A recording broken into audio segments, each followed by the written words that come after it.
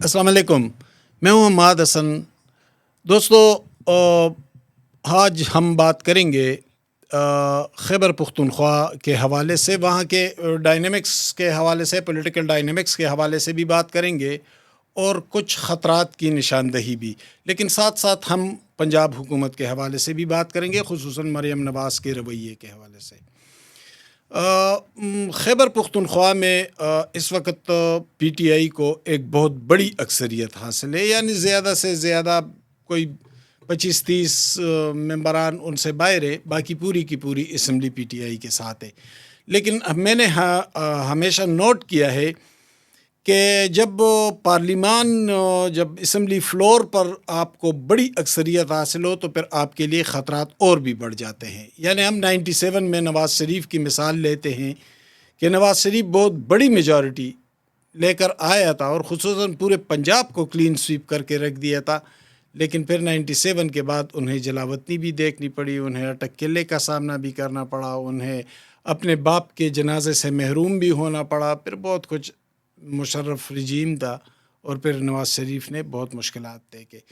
تو P T I کے پاس یقیناً ایک بڑی میجارٹی ہے، اس میں کوئی شک نہیں، لیکن اس میجارٹی کا یہ مطلب نہیں کہ وہ مختار کل ہوں گے۔ ان کے لیے بہت سارے خطرات ہیں، اسٹیبلشمنٹ کے ساتھ ان کی صورتحال ٹھیک نہیں ہے، اور اسٹیبلشمنٹ تو کسی بھی سیاسی قوت کو چلنے نہیں دیتی، تو اسٹیبلشمنٹ تو کسی سیاسی قوت کو چلنے دیتی نہیں ہے، وہ خواہ وہ نواز شریف ہو، وہ بھٹو ہو، بے نظیر ہو، یا وہ عمران خان ہو۔ تو اور پھر عمران خان جس طرح کا ان کا رویہ تھا 2014 کے بعد، تو ہم اس وقت بھی چیختے رہے کہ خان صاحب یہ آپ نے بھی فیس کرنا ہے، کچھ عرصے ٹھہرے، آپ نے بھی فیس کرنا ہے، اور اب فیس کر رہے ہیں۔ تو میں کہہ رہا تھا کہ خیبر پختونخوا میں گو کہ پارلیمانی سطح پر انہیں ایک بڑی میجارٹی حاصل ہے، لیکن ایک تو پی ٹی آئی کے اندر بہت سارے اختلافات ہیں، الگ الگ گروپ سے، میں بار بار آپ سے کہہ رہا ہوں کہ بڑے طاقتور گروپ سے، اور یہ گروپ جو ہے نا، یہ اس وقت کمانے کے چکر میں بہت زیادہ ہیں۔ تو جس کے ہاتھ جو پروجیکٹ لگے گا، جس کے ہاتھ جو پیسہ لگے گا، جس کے ہاتھ جو ٹھیکہ لگے گا، تو اس پہ بھی ٹکراؤ کی کیفیت سامنے آئے گی۔ گنڈاپور صاحب گو کہ ابھی محتاط انداز سے چل رہے ہیں، لیکن میں آپ کو ایک بریکنگ دے دوں کہ گنڈاپور صاحب کچھ تو وہ اندرون خانہ گروپ سے تنگ ہے، اپنے پی ٹی آئی والے گروپ سے، اور وہ بہت جلدی میں نکل آئے نا، یعنی ابھی تو جمعہ 8 دن ہوئے ہیں، اور پھر وہ لوگ ٹھیکوں اور کمیشن اور پروجیکٹس اور ان کے پیچھے پڑ گئے ہیں، نوکریوں کے پیچھے۔ تو گنڈاپور صاحب کو ایک تو اس گروپس کا سامنا ہے اور بہت پریشان ہے ان سے، لیکن گنڈاپور صاحب کو صوبے سے باہر بھی بہت سی پریشانیوں کا سامنا ہے، اور ایک خاتون صوبے کی، ایک بااثر خاتون، وہ ڈائریکٹ بنی گالہ کے ساتھ رابطے میں ہیں، اور وہ بنی گالہ سے ہدایات لیتی ہے اور گنڈاپور صاحب سے کہتی ہے کہ یہ کام کرنا ہے، یہ کام کرنا ہے، یہ کام کرنا ہے، جبکہ لاہور سے الگ سے پیغامات گنڈاپور صاحب کو موصول ہو رہے ہیں۔ اور تو اور جمشید چیمہ اور مسرت چیمہ جیسے لوگ بھی گنڈاپور صاحب پر اپنا حکم جھاڑنے لگے۔ وہ تو اچھا ہوا کہ گنڈاپور صاحب کے ایک قریبی آدمی نے ان کو جھاڑ پھیلا دی کہ آرام سے بیٹھے، لیکن بہرحال صوبے سے باہر انہیں مشکل صورتحال کا سامنا ہے۔ کچھ تو اسٹیبلشمنٹ کے ساتھ معاملات ہے، کچھ سیاسی جماعتوں کے ساتھ ان کی انبن ہے،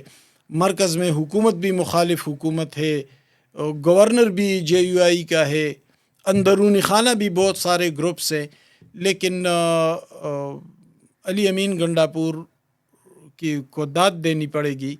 کہ کم از کم عمری کے باوجود، نہ تجربہ کاری کے باوجود بھی وہ معاملات کو قابو میں لانے کی کوشش کر رہے ہیں۔ اگلے دنوں میں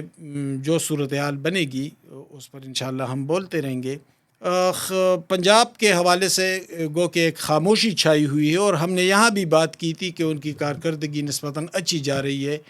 لیکن کارکردگی اتنی بھی اچھی نہیں جتنی دکھائی دے رہی ہے۔ مریم نواز کے حوالے سے اسمبلی کے اندر بہت سے مسلم لیگی ارکان ناراض ہیں، اور مریم نواز کا رویہ بھی وہی ہے جو عمران خان کا اپنے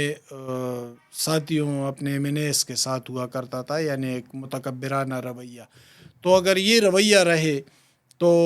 پی ٹی آئی ایک بڑی اکثریت میں تو موجود ہے اسمبلی کے اندر، اور جو ہی صورتحال تبدیل ہو جائے گی تو پھر مریم نواز کے ممبران ایسے ہی بھاگیں گے جیسے منظور وٹو کے ممبران بھاگے تھے یا جیسے ثناء اللہ زہری کے ممبران بھاگے تھے.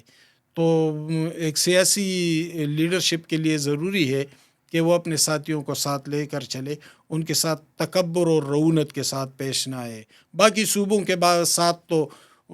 یا باقی صوبوں کے کارکنان کے ساتھ تو جو رویہ ہے وہ تو سو ہے، لیکن کم از کم پنجاب کی سطح پر اور خصوصاً اسمبلی فلور پر موجود اپنے ممبران کے ساتھ کوشش کرنی چاہیے مریم نواز کو بھی اور مسلم لیگ کی قیادت کو بھی کہ ان کے ساتھ کم از کم رویہ